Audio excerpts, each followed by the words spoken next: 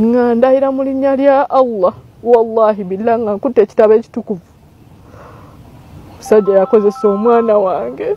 Bajja kusiba Hajji paka bano abawoleza ku TikTok ne YouTube banategera nti omusango gobagoba mulala kuguli oguli mu kooti. Eriasobola okwata Qur'ani ng'eyo ng'alimba.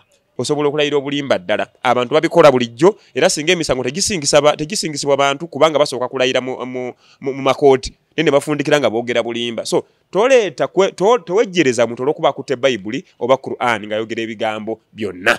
Ab'oludda lwa Hajji kye bandibadde bakola bandibadde bapasuwinga nabo criminality eri mu keesi eno. Tugende tukebeza omwana kibadde balemerako. Ekyokubiri omwana tugende ku ssomero gy'abadde asomera tunonye ba boyfriend be tunonye criminality mu criminality bawambira ky'omwana. Timu Hajji yerabidde nti evuga civil case omukazi avuga criminal case ebiri tebikwatagana. Civil case byammwe biri wakati wange nani era polisi webe batuuza kukanya.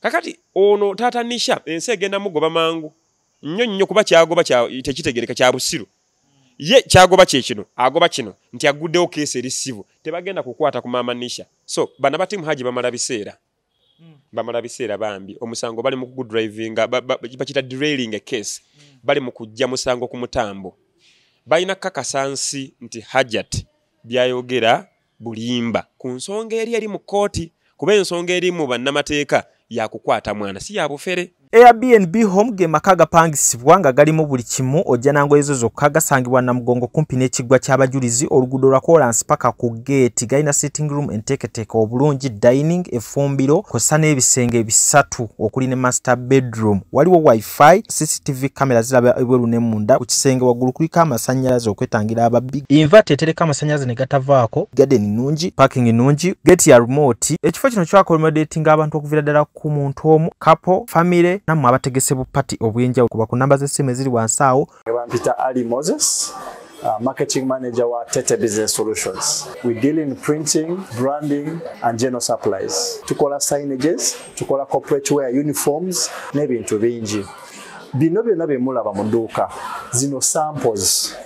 Buli kyolaba kyonna tulina stores. Tukola bintu bingi n'abasinga bamanyi tukola printing and branding only.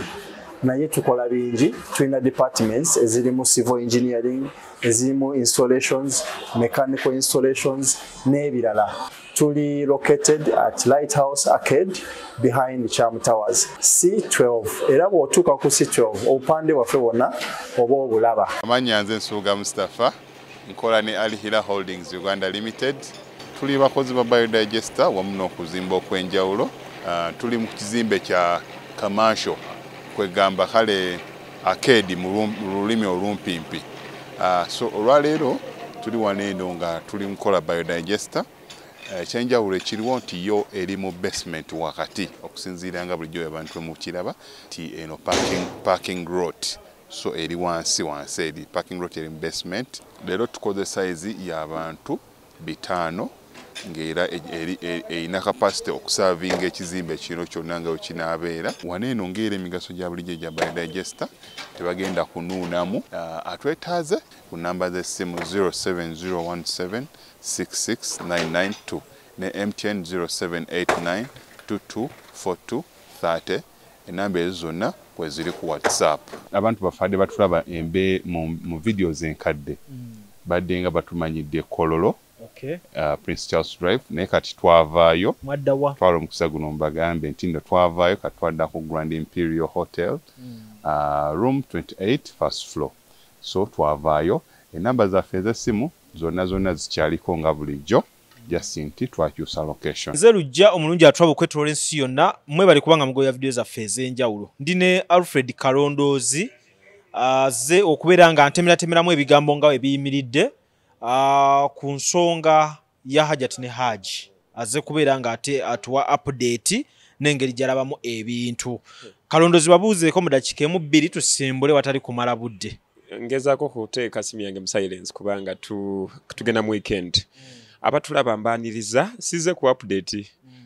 Nzize kuwa ndowooza ku byendaba ate n'okugezaako okuzimba ebisobola okuzimbika ebitasobola kuzimbika munatusonyiwa kuba waliwo ekintu ekimu kyolaba nga mu butuufu mu bazimbi toliimu naye nga koobeerawo mu baweereza si buli muzimbi nti ettaffaali aliteekako omusenyu ne seminti. Waliwo abazimbi nga baweereza mazzi, waliwo abaweereza seminti. Kati nze ngenda kukola kyensobola tulabe omulamu yagunagguka neyanziza nnyo okunkyaza ssebo. Kalondoozi mwogezi wa ku mikolo mulimu gwe gwategeere nnyo era nga ennamba ye y'essimu gibawe nkutwalirewo ku kyenjagala ombuulire.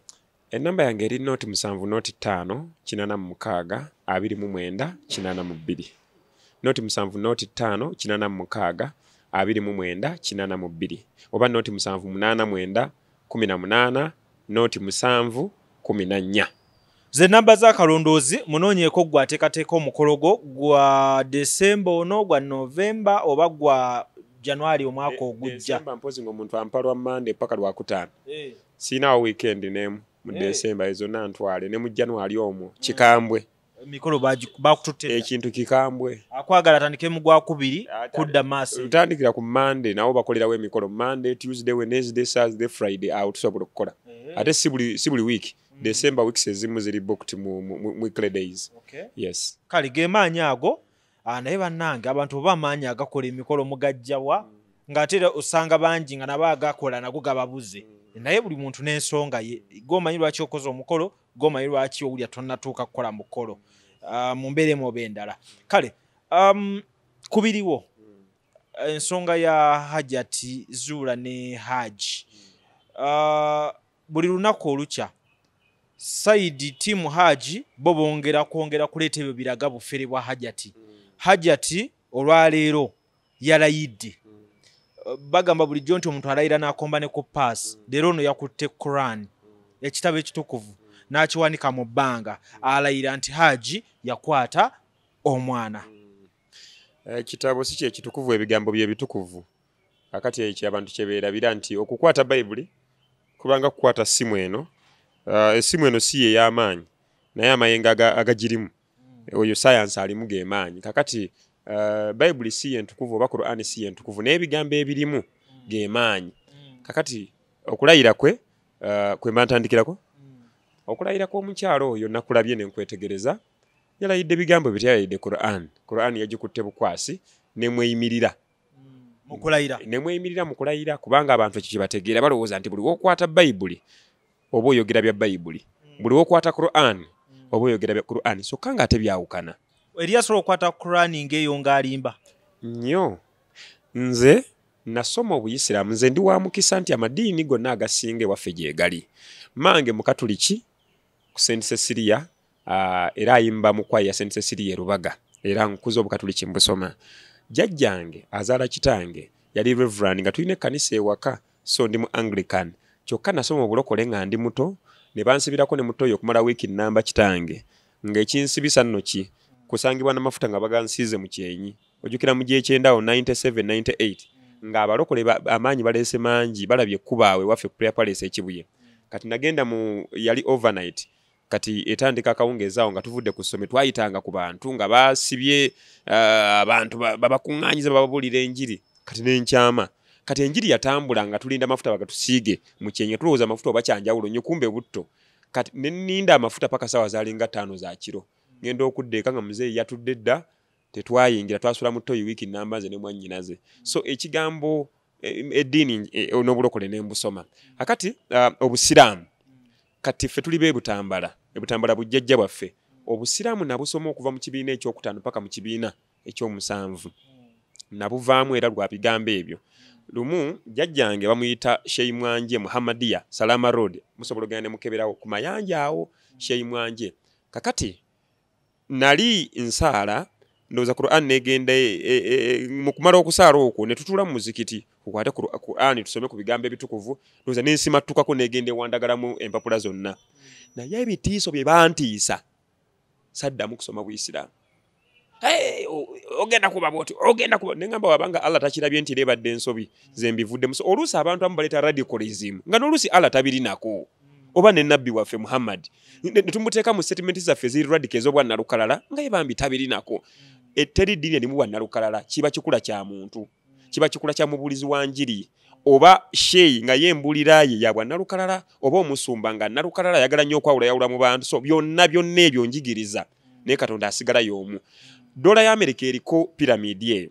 Piramidi tetegeeza bwa Illuminati. Etegeeza nti ku nsonda eno oba ku nsonda eno either left or right you are all right. Oba oyise kono oba ddyo mwenna mugenda mu ggulu. Ffenna tukkaanya ku ekyo. Titugenda wa Katonda. So byonna ebitwawula tubyesonyiwe tugoberere oyo yekka. Kati obadde omubuuza nti osobola okukwata Qur'ani oba Bayibuli naye ng'olayira bulimba iye osobola okulayira obulimba ddala. Abantu babikola bulijjo era singa emisango tegisingisibwa bantu kubanga basooka kulayira mu makooti ne bafundikira nga boogera bulimba. So towejjereza muntu olw'okuba akutte Bayibuli oba Qur'ani nga yogera ebigambo byonna. Kyogamba mucho wana Hajjat kye yakoze ekikola tekimala bumazi ne tugenda n'ekyo kuba yayogedde aggumiza ng'atya Allah nti Hajji yakwata omwana we. Njagala kusooka kutegeera ggwanga lya Hajjat oyo. Hajjat mukazi mugezi. Yategedde abantu engeri y'okubavuga. Abantu bano bavugira ku sympathy. Jukira mu ddiini awo ku ddiini abantu batabuka biri ebintu bisatu abantu batabukira ku bazadde baabwe nti omuntu omugambira ku nnyina oba n'omugambira ku mwana atabuka. Ekyokubiri ku madiini gaabwe.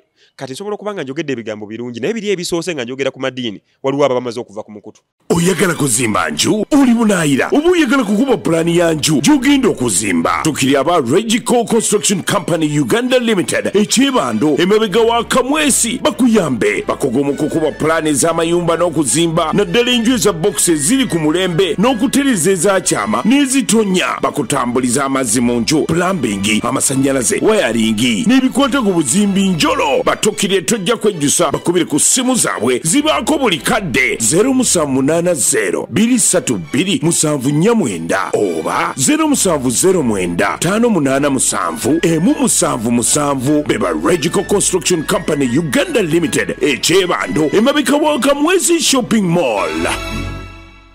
Abantu ku madiini gaabwe, abantu ku mawanga gaabwe, abantu ku bazadde baabwe tebakompromising era baganda bakugamba nti anaakujja ennimi ageya nnyoko ng'owulira ne bw'oba tolina kyakucontributing ogambirawo oyo anakyayogera ku maama wo bataatawo nti abikomye.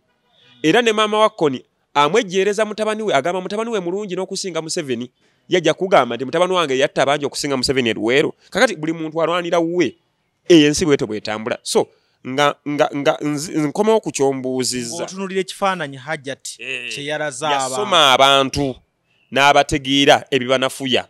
Ekisooka abantu banafuwa nnyo ku baana. Kati abakyala abasinga ekibajjayo okulwanira Hajjat because mwana si kuba nti Hajjat mutuufu nnyo. Ne bagamba mubireke biri byonna twogere ku kigambo kya mwana. Ate n'ekirala abantu bawa nnyo sympathy abakyala. Singa abadde boy child nga gwe baakwata discussion yandibadde endala nnyo olwaleero naye nga bakwatibwa bakake basigibwa akawuka abaana abalenzi basigibwa akawuka babakola ebintu bingi naye olw'okuba nti ensi tebatwala nga aba vulnerables oba nga abanafu bafundikira bejjerezeddwa. Kakati omukyala ono yakisoma nti mu maaso g'abantu obuzadde ebiseera ebisinga abantu bakitunulira nnyo nti mwana ki nti muwala girl child. Kati eyo sympathy nasooka agiwininga era teri muntu n'omu ategeera kaabenze Kalondoozi kaabe gwe lujja ayinza kugamba nti omukyala ono ayogera bulimba ng'ayogera ku mwana we atya omwana we kubanga betwogera olwaleero mu myaka 2 egijja mu maaso obutambi bujja kudda. Kati katukitwale God forbid omusajja oyo singa yabadde azaala omwana oyo nga bw'agamba kuba amuyita taata w'omwana singa yabadde amuzaala omwana oyo n'akula kitaawe n'afiira mu kkomera katugeze naye ng'omwana akimanyi bulungi bali mu bya bulimba oba omukazi akimanyi bali mu bya bulimba. Omukyala oyo mu maaso ng'omwana oyo amufumbiza ne babuuza kitaawe w'omwana ono ali luddawa ne bagamba nti yafiira mu kkomera naye ng'ebyamusse byali bulimba. Kiki ekibaawo mu maaso eyo? Kyenjagala tujjeyo ekifaananyi. Hajjat mu bwa Hajjat bwe bamuyise omufere kireetedde audience emu okuwuguka ne bamuva ne ku mulamwa gwe yajjirako mu mawulire ogw'omwana we. Kati ate akomyewo mu reply ayongera ku certifyinga n'ekirayiro kati tulaba Hajjat omutuufu yafunye na Qur'ani. Nkugambye yabasomye amanyi obufere bwa wano. In fact mutuufu kubanga ebintu bibiri ebiraga omuntu nti mufere. Ekisooka takyusa statement agiremerako. Ekyokubiri anafuwa mu maaso g'abantu. Omuwala ono gwe bayita Nambwayo sikakasa oba mutuufu oba mukyamu naye obunafu bwe bumufuula omutuufu nti mu byonna bye mwogera yakulaga statements bbiri oli akyali mwami we ekyokubiri alwanira baana ndowooza okyera nti strategy y'emu kati n'ono akulaga nti ebintu bibiri ekyobufere takyeganye era si ye statement gyatwala mu discussion zonna mu interviews agendako yagamba mwana kati gwe discussinga mwana bw'oba osobola okudiscussinga omwana discussinga mwana bw'aba akulemye omwana then toddamu kudiscussinga nsonga yonna ku bya Hajjat mugezi Hajjat mukozi Hajjat mumanyi Hajjat muteeketeeke bakiyita organized crime onoonya ebigere we byayise ne bikubula buli walinnya waayera mugezi asigala yakulaga mufere kubanga kya buntu abantu bajja kukola bintu bingi kiri kuye ye nga Hajjat mufere tetuli ku Hajjat tuli ku mwana osobola okumatiza ensi omwana tebamukwata ekyoba omatiza ensi Ashanti no Hajji side ye inakakasa abantu teyakwata teyakwati bina omukazi je omukazi avuga fayiro ye kale mufere nago si musango kubanga obufere is a civil case okwata omwana is a criminal case ogumusango gwa government in fact nze neonya nokwunya abantu amalira Hajjat obudde Hajjat okumanya ye mugezi Hajjat tayina nakuddamu kukola interview nemu kubanga yonono omusango bajja kozesa obutambi obwo obujulizi naye olw'okuba nti page zakoze teziri official teri asobola kumuvunaana tosobola kuleta kagundi ka TikTok mu kooti ng'okasinzirako okuwanga obujulizi titwamulaba ku mukutu gwa lujja ng'ayogera bino kooti esobola bikkiriza kuba tegiri official emikutu egyo gy'abantu sekinnoomu ekyokubiri gisobola okugattibwa kisobola okubeera propagated kisobola okugattibwa n'akyegaana ekirala njagala buli omu akola ku interview ku mukyalo n'akimanye nti omukyala ebigambo byonna byayogera tebirina we byegattira ku case ebigambo bibye mu mboozi bakiyita anecdote nti emboozi ennene bw'emala okuggwa kati buno buboozi butono tebulina agezako bugezi kuvuga fayiro ereme kuva mu mawulire kuba bwenaava mu mawulire omusajja oyo asobola ovaayo eruzira ng'afunye ne sympathy asobola ovaayo mu nkukutu kakati emboozi eno sigala mu mawulire kati kyaliko kusigaza mboozi mu mawulire kyagoba bino ebisigadde byonna bye muliko okudisikasinga oba mufere oba ki those are civil cases kati kankulage bwe nkufera lujja tonkwata nga atakukubya amasasi n'osimattuka okufa amasasi oba ejjambya asaluti eyo criminal case government yejingira but civil case tutuula ne tukkanya nti nakubba yes nakubba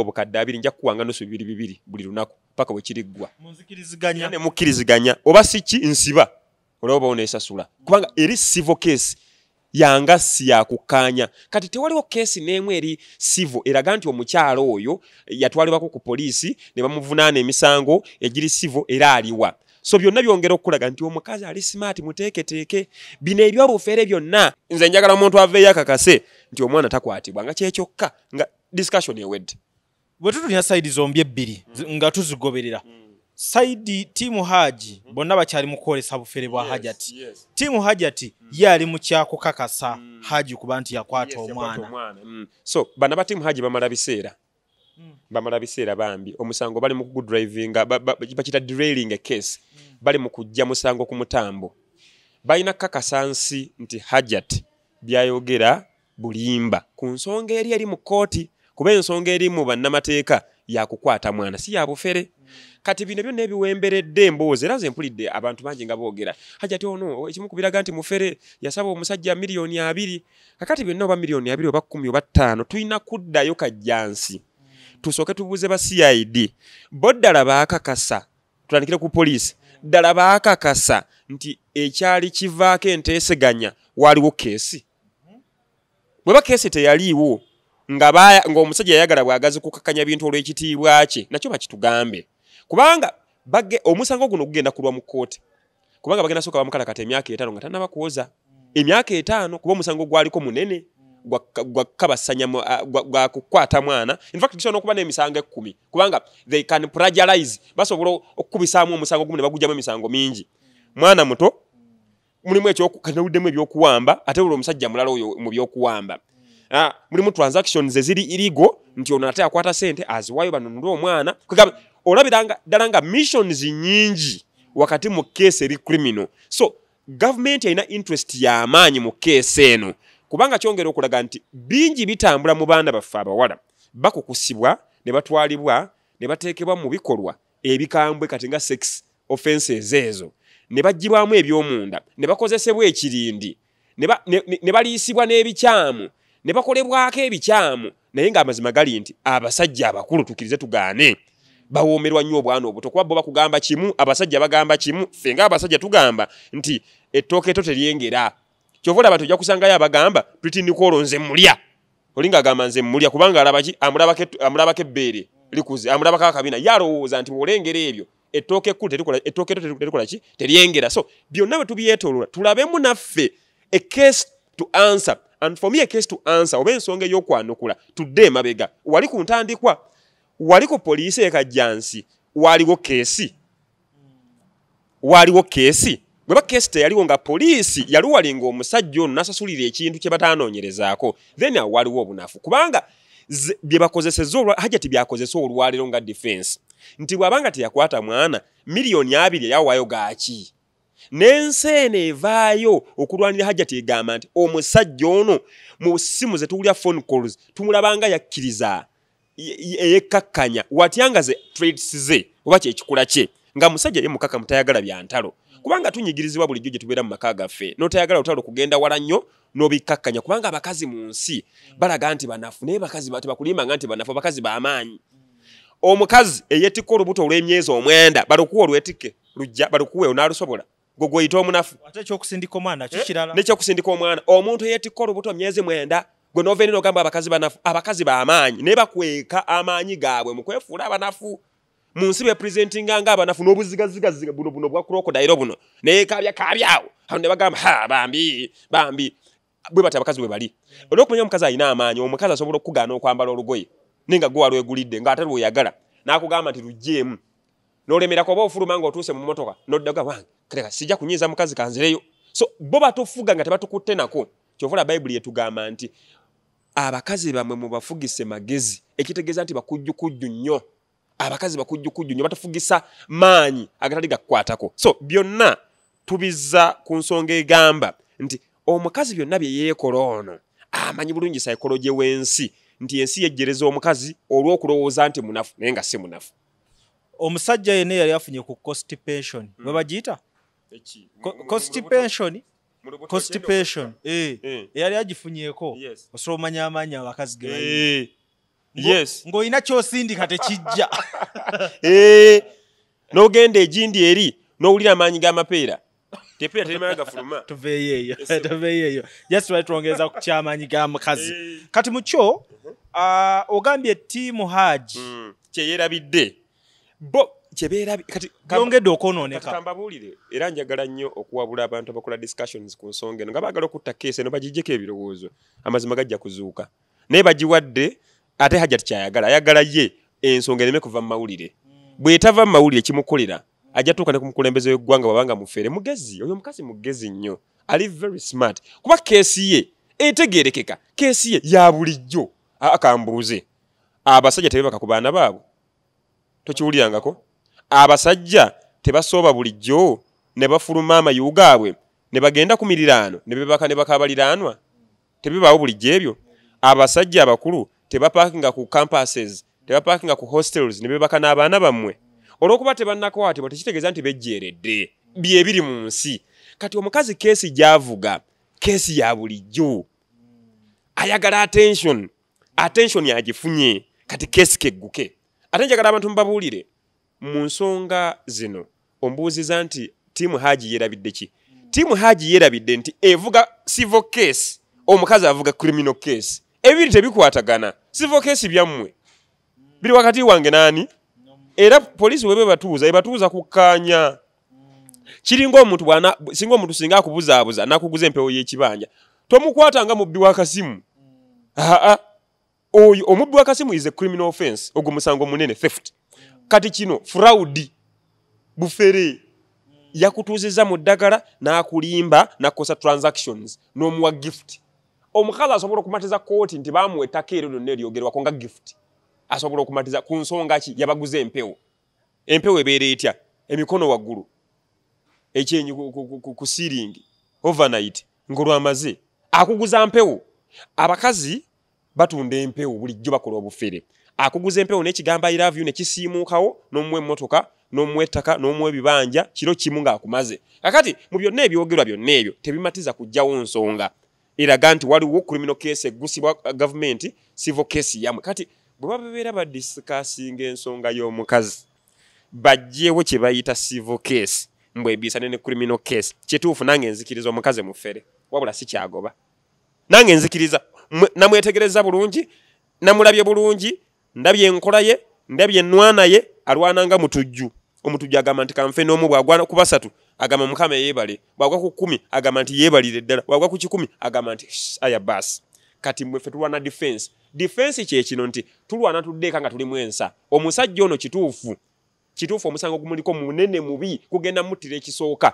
ekitiibwa kye nga Hajji kitiibwa ekyokuba ekitiibwa kye ng'omusajja ne bw'anaaba emisango agisinze ekitiibwa kye ng'omusajja bamulabanga lukwata baana bamulabanga sedduvu siru bamulabanga sedduvu to bw'alabwa kati already ekitiibwa kye kyamaze dde okuna kati alwana defensive war girwana otya olwana ojjukira nti ekooli n'omukyala nti abajaasi ba UPDF we bagenda Somalia balwana bakimanyi nti neka balina ki abaki kyokka ate bali abalusha ababu balwana bagamba twagala kusaanyaawo kati omukyala ye alwana kusaanyaawo ffe tulwana kusigaza kitiibwa kyaffe we cannot win nga tukyusiza tactic women abalwanira tiimu Hajji tujjukire tuggusa criminal case tugende Kajjansi tusooke tumanye case eri yavugibwa eta tuzulemu obunafu kubanze nalaba obunafu bungi Kajjansi how can they close a criminal case with Engasi kyekisookera ddala kyekibuuzo ekisookera ddala how can they close a criminal case with million 2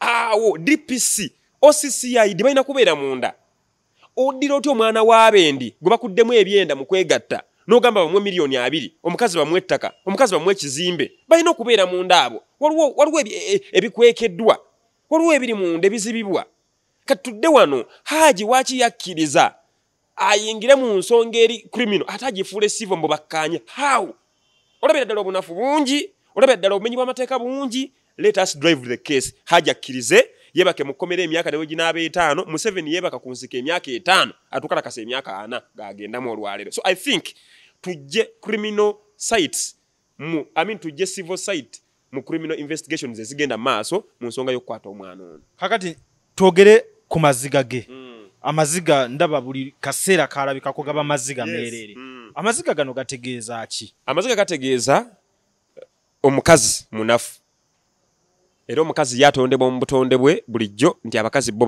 banafuwa batya abakazi banafuwa bwe bati ekisooka bakulaga nti balwawo okulowooza enjagala nkulaga nti abakazi okumanya bagezi nnyo naye gwe mulowooza basiru omukazi akulaga nti omukwana leero nekimutwali omwaka mulamba okukkiriza aba yakukkiriza dde baba yakugaana dda ekyokubiri abakazi tebalina kwagala nanti tutunulya amaziga nti omukazi akuguza mpewo ojja n'omugamba nti mwannyinaze oba mukwano nkwagala agamba kankirowooze kaba takirowoozaako aba agenda kukeberamu alabe olina byayagala kubanga asobola okufumbirwa nga takwagala naye ng'olina byayagala nga takwagala naye ng'olina byakola ki byayagala kyekiriwo olwaleero naye kyekyaliwo okuva edda n'edda baakusindikanga ew'omusajja gwe ng'omukazi ne bakugamba nti naye omanyi nti ye tetuganye omusajja mubi naye aliko emisuwa gy'ebyensimbi egy'ebyenfuna mufumbirwe tufune naffe omukisa ogwo gw'ebyenfuna guyingireko ewaffe kati omukyala ono bwemwetegereza amaziga ge gongera okujjayo obulungi obutonde bw'abakazi nti abakazi buli gyenteekateeka bwe batyo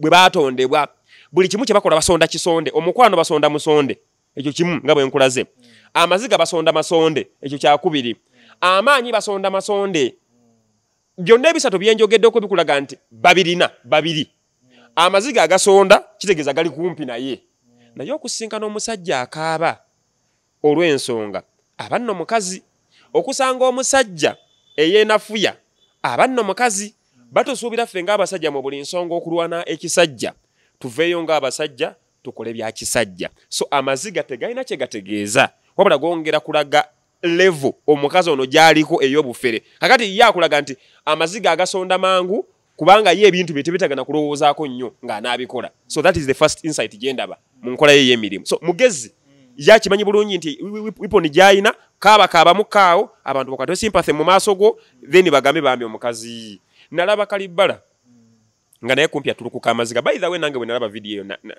nafunamu okwenyamya n'okweraliikirira bambi teri muntu ayinza kunnyonnyola lugero olwo naawe n'otakaaba bw'obanga oli muzadde kkiriza obagaana. So akuterawo emboozi n'akaaba naawe n'omukaabirako kati bw'agikuyingizamu kakyo kajjukira ffe mu psychology tukimanyi bulungi nti omuntu bw'akuguze mu psychology mu ntegeera y'abantu obwongo bwabwe n'okubasoma endowooza omuntu bw'omuguza emboozi n'agigulirawo mu ntandikwa akulwanira paka ku nkomerero. Kakati kizibu nnyo era nnengedde abantu bangi bagezaako okulaga obunafu bw'omukazi naye bambi bali just misinformed nti omukazi kyavuga kituufu yakipakeginga bupakeginzi mu ngeri ye ng'akulembeza amaziga. Kati bonna baamugoberera baatunulya amaziga si butuufu bwa nsonga era bonna bamulwanira n'amaziga nti omukazi era singa teyakaaba bandigambye omukazi kyoyo omukazi nga mugumu nnyo. Nambwayo zire ku nambwayo oli onasonyiwa omuleeta mu discussion yaffe eno. Nambwayo amaanyi ge era gali wali mu kwetoowaza n'amaziga buli wakaaba bibonereza omusajja byafuna. Era ndowooza olaba mu comment section abantu bakugambanga nti buli ziga Nambwayo oli ajja okukaaba olw'abaana be oba olw'entuuyo ze kwe kubonaabona Suna Ben kwajja okufuna. Kati buli maziga omukazi ono gakaaba ze crowds zaafuna social capital gwafuna amwegattako n'omukulembeze ajja kumufuna ne maama Janet Kata Museveni ajja kumufuna era gwagoba zimanyi gwagoba. Kakati nga tutunulya side zonna olwaleero Hajjati ayongera kuyimirira ku kigambo kye tannakankanamu wadde ku byonna ebyogerwa asigadde ku kigambo kye. Kati wetutunulya side tiimu Hajji kati olwaleero tugambe nti Taata Nisha yazze mu kifaananyi kuba mulaba ku poliisi naye kati ate alinga yataddeyo keesi over Hajjati. Yes, kakati kikulaga olaba Taata Nisha okujja kwe akakasa azze kukakasa nti omukyalo ono mufere so si kulwanira mwana we yensobi gyakoze yandibadde asooka kuggusa kiri njagala mwana wange mu buli ngeri yonna olw'omwana we gwe musaayi gwe yandibadde asooka kulwana kuzuusa mwana yandibadde asooka kulwana keesi eno ebeere mangu mu kooti then alyoka ayingizeemu ebiri sivu byagamba nti banfera byagamba nti omusajja muyaaye. N'ekyokubiri n'abakola interview ku bantu bano babateekateeka. People are making angles. Abantu bakola angles. Oli n'agamba nti kampite ku side eno, oli n'agamba kampite ku side eri olw'okutunda emboozi. Mulimu nawo obunafu nga ffe bannamawulire. Era lujja njagala okukwebaza nti buli wonkyaza mbeera objective. Nteke ku minzaani ensonga zino nkubulye side eno ne side eri ng'ekinusu nkolage coat of arm n'eŋŋaali. Kakati ono Taata Nisha ensi egenda mugoba mangu. Nnyo kuba kyagoba tekitegereka kya busiru.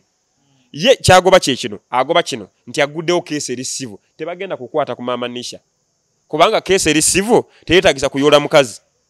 Jukira mulimu n'ekyokuba nti omukyala badde amubuzaabuza okulaba omwana emyaka nga 8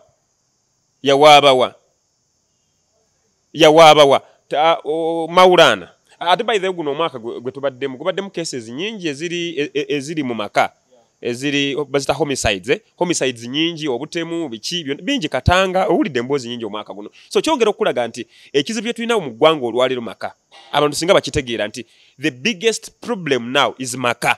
Era kyovula n'etteeka ly'amaka eryaze ery'obufumbo kkulu tujja discussingako mu maaso awo oba omulundi ogujja nti buli omukwano bwe gutategekebwa bino bye bibaawo buli amaka bwe gafa bino bye bibaawo kuba kati tunula omukyalo ono amaka gaafa n'oli omwami Taata Nisha n'atambula n'omwana waabendi n'agenda naye walina okubeerawo etteeka ng'omukazi bw'anoba tagenda na mwana kuba si kika kye kubanga omwana yonna gy'amutwala amuteeka mu bulabe bw'anaapangisa omuzigo ajja kusombanga abasajja omwana nabo bw'amalaaya bw'anaagenda mu dyepya bajja kumuboolerayo eyo bajja na kumuyisa bubi eri si kika kye ajja kufuuka ndi bakooya buladina ajja kuboolebwa ajja kuyitibwa buli kibi ajja kuvoolebwa. Kati gwe nga taata w'omwana abakazi walina okubeerawo etteeka eppya lyandibadde lijja etteeka nga omukazi bw'asalawo bw'akufumbirwa ateekeddwa okukulaakulanya ezimu ku nsonga z'atalina kuwa lwaki ava mu maka ago obwavu tebulina kubeeramu kubanga ekireeta omukazi ewuwo kukukulaakulanya. Kati bw'agamba nti ezirusobola kuba nti omusajja mwavu tagula mmere ekyo kya busiru. Amaka gaffe omukazi yaleeta emmere omukazi yateekateeka emmere omusajja omulimu gwe kuzuula magezi aganaayamba okuyimirizaawo amaka kuba amaka bagakuuma n'amagezi bagayimirizaawo n'amagezi sina ssente. Kati omukazi wadduka olw'essente aba si muteeketeeke kuba banyaffe baafumba mu bunaku obungi mu bwavu obungi. Nze maama wange yanzaala sente ziyakozesa okunzaala yali alinga alima bibanja by'abantu ku mayanja eyo gye banzaalira mwe yajja sente ezinzaala nga kitange oba oli awo akivuddemu n'olwaleero ndi muntu era ngasa. So nze ndowooza ebintu bingi nnyo ebyokwetegereza wakati mu domestic violence wakati mu homicides eziriwo mu mwaka guno tutegeere nti ekizibu kyonna ekiri ku tunulira Nicole era maama yamuwaddeyo agamba omwana wabaleeta sente si lutalo amuwaddeyo mu mikono gyaki gyensi. So I think guno omwaka homicides zibadde nnyingi, domestic violence zibadde nnyingi. Let the government eveeyo etunulire keesi y'amaka ekola amateeka. Omukazi bw'aba anaanoba famire ye emuzimbire enju emugulire ekibanja aleme kukwata mwana w'abandi amutwale mu bwenzi amutwale ku mizigo amutwale mu ddya okufunira ebyo bitulabye olwaleero. Ekyokubiri walina okubeerawo amateeka agalaga engeri omusajja gy'alina okufuna omwana we naye tukifuula nti omwana wa musajja naye ng'okumulaba ate omukazi alina okusalawo. Omukazi alina amaanyi agasinga ku mwana era muteekawo n'emyaka nti waba tawezezza myaka gino tamulabako kati omwana waani. So I think tubeere beegendereza ku homicides ezibaddewo mu mwaka guno ne domestic violence cases ezibaddewo mu mwaka guno. Gavumenti efunemu ekyokuyiga ne ba legislators bafunemu ekyokuyiga okusobola okutereeza amaka olw'ensi wejja okutereera. Kakati timu Hajji simanyi kati kiki bagenda twongera kuba kati kirabika nti ekyobufere tukitegedde. Kati Hajji ati akomezaawo case entuufu eyatandika byonna eya rape oba defilement oba ki whatever eya taata kati bo bagenda kudda mu tuwaki that is obo speculating aba oludda lwa Hajji. Kati obuzibu nkugambye obwakoleddwa saidi ya Hajji kuleeta conflicting case kulwanagana ne kiyitibwa felony guno musango munene bazaako ki balina kuzzaako kino kakati balina okusooka bave mawulire bo basooke batute kakati tulabe omukazi kyazzaako Taata Nisha agenda nakuva mangu nnyo mu mawulire. In fact Taata Nisha tagasa talina wayambira Hajji kuba kesi gyaleeta talina wegasiza Hajji. Okugamba nasaba omwana wange bamumpe kiyambirawo Hajji okuva mu mabuusu gwe mbulewo kimuyambira okuva mu mabuusu talina kesi gyawe. Ekyokubiri singa abadde avuddeyo n'agamba nti mukyala wange yaŋŋambako nti muwala wange alina ebimutawonya oba si kimuwala wange yankubirako nangamba talina mirembe gyali yekambuuze. By the way this case erina ebibuuzo bingi. Omwana ono abeta wuliziganya na kitaawe oba nange kyabulaba abazadde bannaye mufunemu ekyokuyiga. Omwana waba wa myaka 7 alina okubanga awuliziganya ne kitaawe oba ne muzadde oba ne maama we olaba ne woba gwe nga gw'olina omwana gwe taata omwana alina okubanga awuliziganya n'ebbeere erikola ki eryamuyonsa kubanga oyo ye nnyina oyo ye maama we alina okufuna obudde obumulaba maama we. So kyongera okulaga nti Mama Nisha ono Zulah abadde adinayinga the right to see omwana ono ate omuto ekimukwasa ekyo. And I think ate kimukwasa kubanga amateeka gawo nakulaze nti gejjereza abakazi era ebiseera ebisinga galaga nti bo bali vulnerable nti banafu era awo talina ajja kukumatiza akulage nze ekyaŋŋaana okusinkana omusajja ono mulalu kuba yasooka by the way mu keesi y'omukyalo ono yakulaga nti omusajja ono tategeera era byakola abikola kubanga ali under the influence of some drugs. Mu buli kyayogera bw'ati ku ssimu wempulira olukomo obutambi bw'essimu agamba bw'ati nakugamba va ku biragalalagala ebiragalalagala bwe bikutuusiza ebiragalalagala kye bikukoze kati yakulaga nti omwami ono kye yandibadde yeekwasa nti banene nakikola lwa butamanya waliwo ensonga kati tulina okumanya omusajja ono ddala abadde akozesa ebiragalalagala waliwo obujulizi okuva mu maka okudda eri gye batugamba gy'abadde abeera ejjuba Jene waba bikoze bakebero mbiri tebabiraba basobola okubiraba naye waliwo biragalagala bitasobola kulabika man kati ng'enjaga eno efuuyibwa era tesobola kulabika mu mubiri wabula ate enjaga ey'obuwunga n'enjaga gye beekuba mu misuwa yeesobola okulabika mu mubiri. Kakati waliwo okumatiza kooti wabula ate tweyongerayo buli kye twogera kino njagala nkibulya sayidi y'omusajja tuyambako omukazi okuzimba keesi tumuyamba okuzimba keesi kubanga byonna bye muleeta byandibadde mu kooti nga tunafuya omukazi oba nga munafuya omukazi mu byonna neri mubireese wano mu lujjudde lw'abantu n'afuna obudde obwetegereza bw'anaazimba keesi ye ajja kubeera maaso g'omulamuzi nga buli wabeera maaso g'omulamuzi akaaba bukaabi era n'omulamuzi ne kooti nga yo kooti ebeere nga buli kaseera bweti kati teri mulamuzi wansi wa njuba wano ne waba yayonka amabeere ano mulundi gumu ayinza kukola kya busiru n'asingisa mukazi musango nga kooti yonna mu maaso g'abantu yejjeeredde. Kati yensobi bano gye bakola ab'oludda lwa Hajji kye bandibadde bakola bandi badde bapasuwinga nabo criminality eri mu case eno tugende tukebeza omwana kibadde badde balemerako ekyokubiri omwana tugende ku ssomero gy'abadde asomera tunonye ba boyfriend be tunonye timu eri y'amaloboozi ag'enjawulo nga naye byonna birireetinga tunonye omusajja yamuwambira ku kesi gye bano pasuwinga olwaleero tunonye criminality mu criminality bawambira ky'omwana owamba ate omwana omwezi mulamba that is a big case, that is a very big case. Omwana omwezi mulamba mb'obanja olwo kirabyeko ekyo kati nze nga nkubanja mbune mpamba omwana wo ogwo omusango munene tebigatta. Polisi yandibadde essaawa ya leero yamaze dde okukwata omukyalo oyo aleete bali wabula okuba nti tewaliwo keesi bwetyo mu kooti. Polisi teyezimbira cases, mwe muzimba case, mwe muyamba polisi. Polisi erina bujulizi, gwe oleeta obujulizi ku polisi. So I think tetubadde beegendereza nnyo ffe ng'abooludda lwa tiimu Hajji. Munonye criminality, mwe criminality mwetegereza ebiribattiro by'ebigere by'abano abali mukakasa nti Hajji yakola ekivve. Tunonyemu obunafu n'ensobi. Ekisooka tunonye kye bayita location. Crime yakolerwawa tubuuze nti mu maka ku Katanda. Essaawa eno olwaleero tuddeyo tulabe obanga ddala Katanda ako Hajji Katanda ako Hajji mu magezi ge pozi nga Hajji muloge obanga aliko ekizibu. Ekyokubiri tutune nature y'amaka. Amaka galimu cameras. Ekyo kimu. Bwegaba tegalimu cameras. Why then omwami ono yandibadde agenda mu kisenge omuli abaana be ne yeebaka n'omwana we ono mujja na nnyina. Lwaki teyapangisa loogi ebweru? Ayina enkolagana n'omwana babadde bakwatagana n'omwana ebibuuzo ng'ebyo ku ssomero ani abadde agendangayo okukyalira omwana bwaba nga abadde asoma abadde nga Hajji. Bibuuzo birungi nnyo bye tujja byo okusooka tuleke for now engeri okupasuwinga bana b'okuludda tiimu Hajji n'ebino bibaliko ebyobufere tebibagasa tebibayamba teryagenda kubalwanira teryagenda kubejjeereza.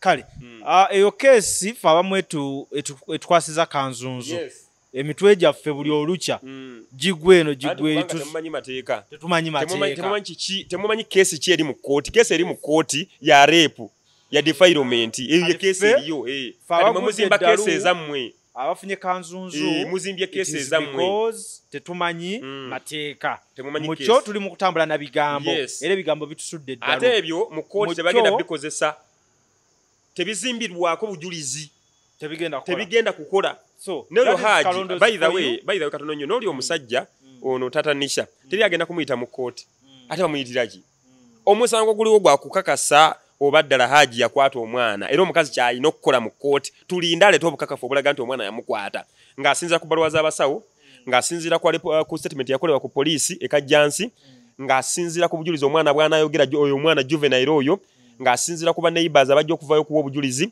ng'asinzira ku timeliness eyakolebwako omusango ne proximity ddala yaliwo. Kati then bwe tuvaayo eyo tuoke tudde ku Hajji nga yeerwanako saaliwo sigenda mu kisenge ky'abaana bange bawolabe bajje bamuweera obujulizi n'abaana be abalala. Ekyokusatu olunaku olwogerwako yasulawa yali luddawa. So I think all those bye bizimba case. Kale gino emisango gye muzimbyewo bannange gya kisiru tegina we giyambira case ennene eya rape eya defilement kugguka bajja kusiba Hajji paka bano abawoleza ku TikTok ne YouTube bwe banaategeera nti omusango gobagoba mulala kuguli oguli mu kooti. Kati nsaba nkuweeyo obudde oyongere okugoberera ensonga eno wenkukomyawo ogenda kumbulya buli nsobi sofa eyakakolebwa bwojja okuba nga otutandikira nkwebaza okuba nti obeerawo buli wetukwetaagira.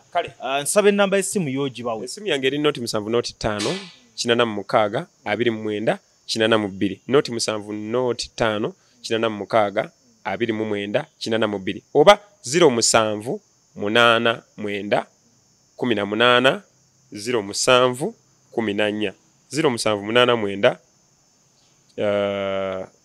0789